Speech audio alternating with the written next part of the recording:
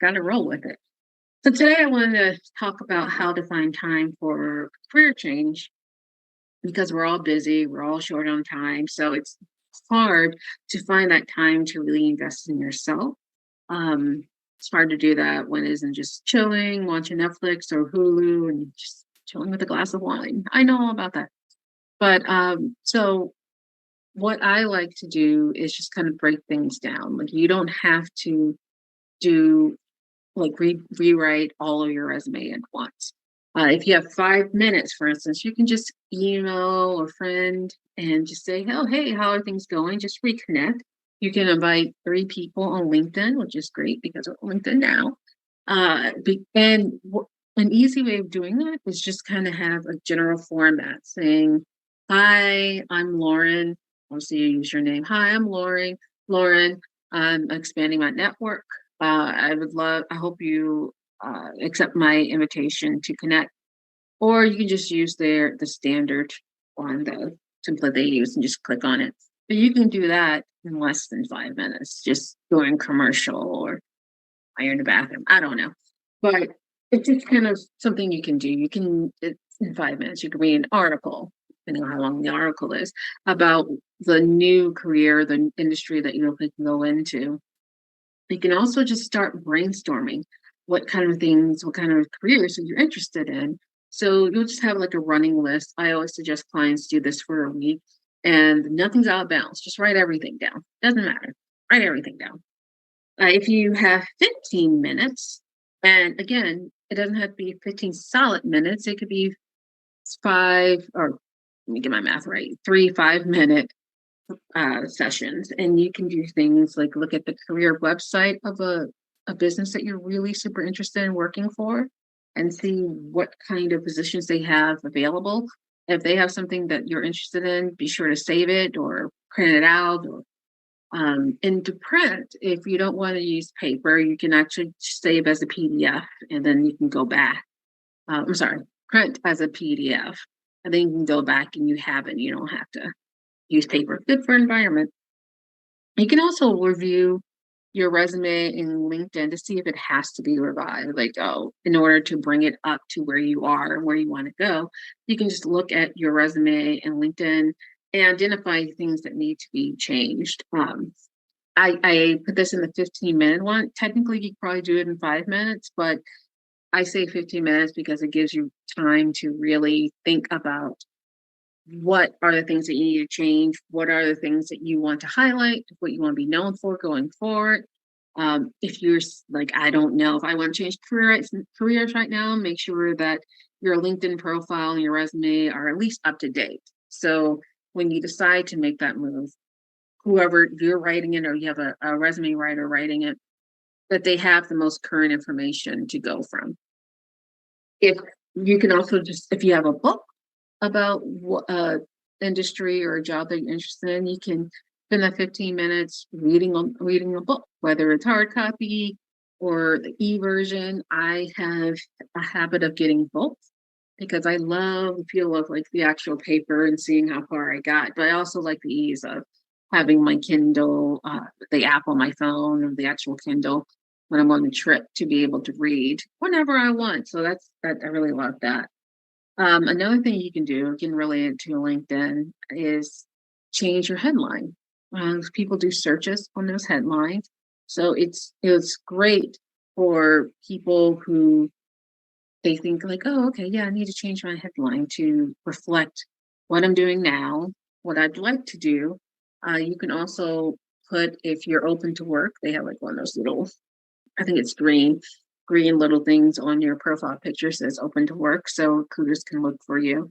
Um, you can also have it so that people who are your connections don't see that you're updating your LinkedIn profile. So if you kind of want to stay on the down low a little bit, you can also look up networking networking programs that you can go to, or now there's so many things you can do online. You don't even have to leave your house. You don't have to put on real pants.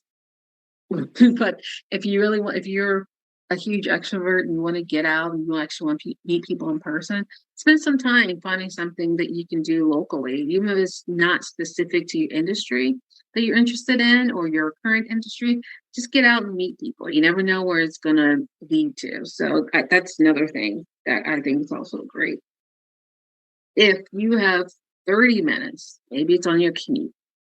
One of the things you can do is go back to the positions that you printed out or that you saved. Usually companies, they like let you create a profile so you can save positions. You can go back to those positions and then put in just highlight whether if it's electronic, you can go ahead and you can highlight the skills and experience that they look for. So if you decide to apply, you can go back and change your resume and LinkedIn accordingly. So when they look you up, they see like, oh, okay, it matches what we're looking for. Particularly if they advertise the position on LinkedIn, which is also a good thing to look for because then you can put it in your LinkedIn profile and it'll pull up like, oh, here are the things that they were looking for and their requirements. I have to double check to see if that's only for premium. Premium people with premium memberships or not. I'll get back to you. You know, also you have to think about what skills are transferable. And I know a lot of people say, I don't have transferable skills. What I have is really only relevant to the position that I have right now and the industry I have right now. And that's really the case. Whether it's multitasking, managing, writing, being able to give oral presentations, there's lots of things that are transferable. You just have to start thinking broadly instead of just being very focused on what you're doing now. One of the things I like to tell people is be careful about the narrative you tell yourself and the story you tell yourself. Because if you just think, I am a banker or I am whatever your current job is, it limits the way you think about your future and your present, really. Because if you start thinking that, if let's say you are a banker and you say, or let's go with an attorney, because I'm an attorney. If you are an attorney and you think, I am a corporate attorney, that can limit what you think about. I work for a law firm. The natural course a lot of people do is they go in-house. You can also, for some reason, go in, not for some reason, you can go into legal recruiting. You have experience. There's lots of different things you can do. It isn't just based on what you're doing now. Like, this is who I am. You have skills. You have transferable skills. Just start thinking broadly. Excuse me. Another thing you can do is talk to somebody that you know or who's in your network and arrange for an informational interview and just talk to them about the industry they're in and find out like what's it like now, because a lot of industries have changed over the last couple of years, especially with COVID. Business have changed what they're doing, what they're looking for people they hire. So those are the kind of questions you want to ask. How has the business changed? Because maybe you're interested in 5 years, but 5 years is a lifetime when it comes to technology and what business are looking for in the world moves at the speed of light. So you really want to get information about what the industry is currently doing. You can also rewrite your LinkedIn about session, your summary, because that's your time. That's your space to tell people what you're about and what you're looking for. And even if you're not actively looking right now, it allows people to get a feel of who you are, what you be able to bring to the table, because you have something to bring to the table. Otherwise, you wouldn't be on LinkedIn. So that's that. But I would say that probably takes like half an hour. I would probably draft it out like on a Word document or something, and then you can come back to it and see if it's really communicating what you want it to communicate.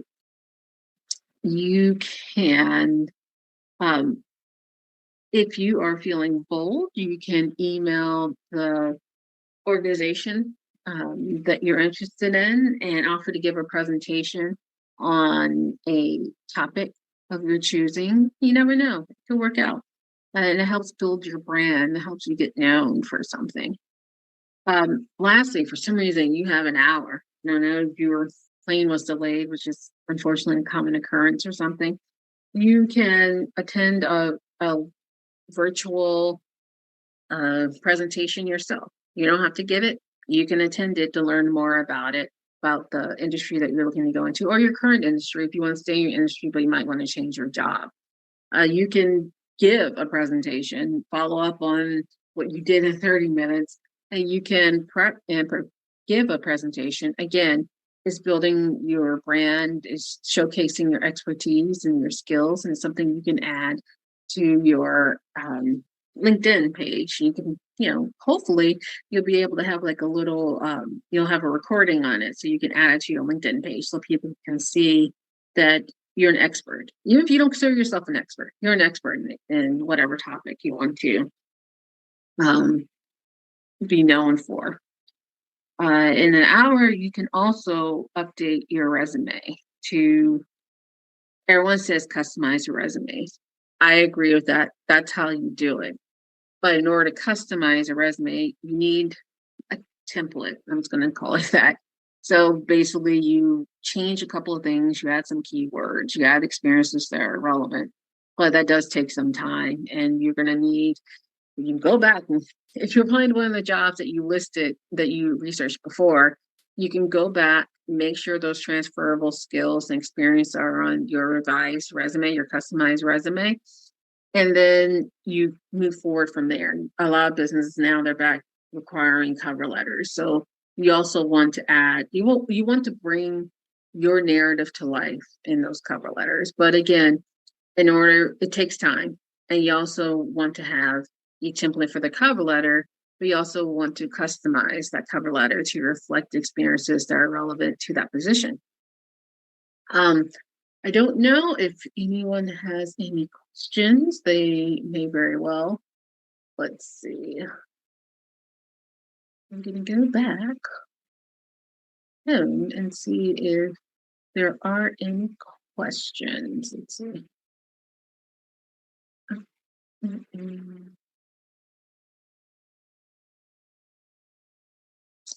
Okay, well, I don't see anything. So I just wanted to make sure I pop in and say hi. I'll be back here next week at 12:30. I promise I'll be here at 12:30. I'm going to get it straight. I thought I had it. I was very proud of myself, and it turns out I was not doing it right. So next week, it's going to be the week. I'm going to be here at 12:30, ready to talk about that week's topic. If you have any questions, or if there's a topic you want me to go over and present during Tuesday Taiki Talks, let me know. Drop me a line, send me a message, and I look forward to seeing you guys next week.